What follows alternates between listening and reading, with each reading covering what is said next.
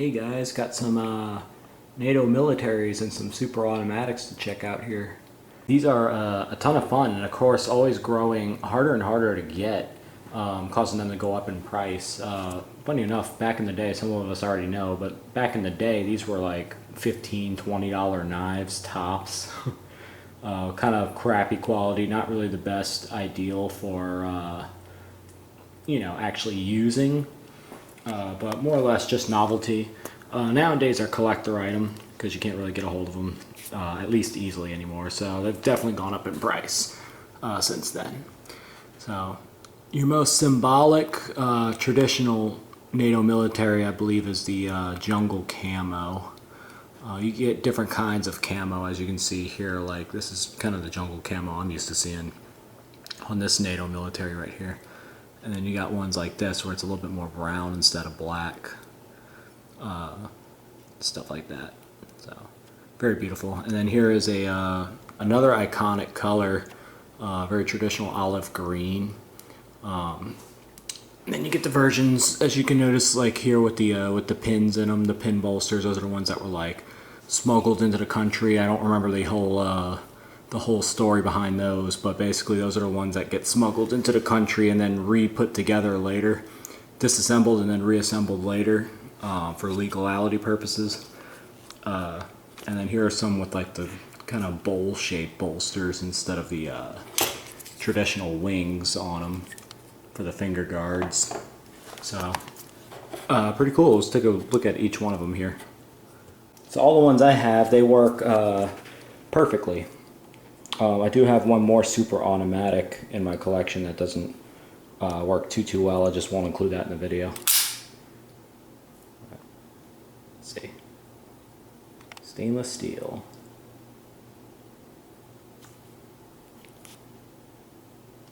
It's got a little bit of scratches on them. I bought it used from a previous owner, but I always keep mine wrapped up, safe in bubble wrap and put away. NATO military. Beautiful olive green.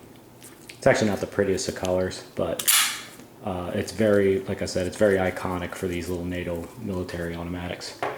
Those, black and camo, are your most traditional colors for these little NATOs. NATO military. These are always a ton of fun to track down. Again, they're definitely not ideal for stabbing. They're not ideal for cutting a whole lot or using for anything at all. They're just novelty collector items. Rust free.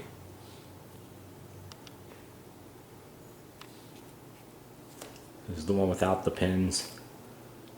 Those are just reflections instead of pins, you could say. Oh. Super cool.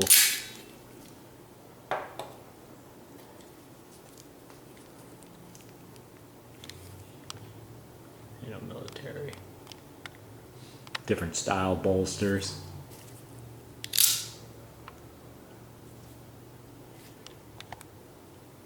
Stainless rust free. Beautiful jungle camo.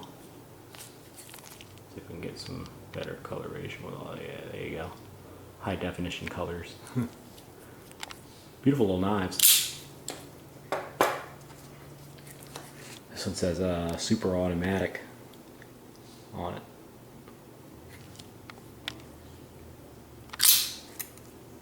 And a very symbolic black. Stainless rust free as well.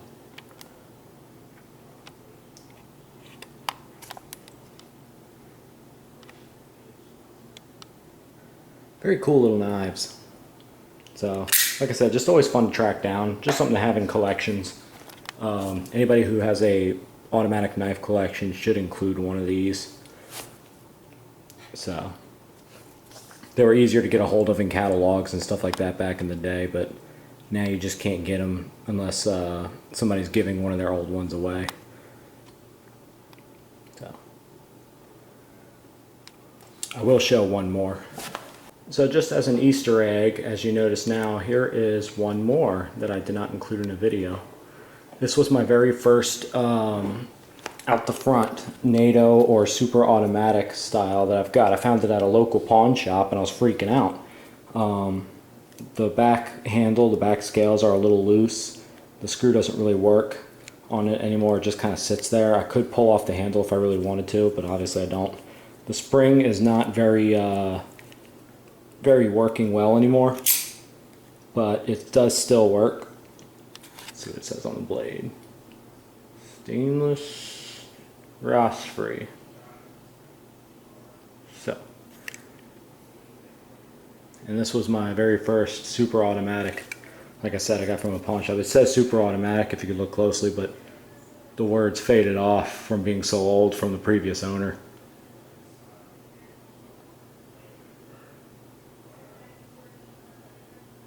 So, really cool. Little Easter egg I figured I'd include for you. My very first one, it doesn't work very well, like I said. If I hold it straight up and try to open it, it might open all the way. It's hit or miss. Sometimes it's too weak to open all the way. But if I hold it straight out or down, it'll come open fully easily. And then holding it up, it'll come close easily, obviously.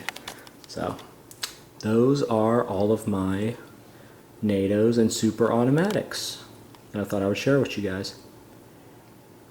Any questions or comments, feel free to leave them down below.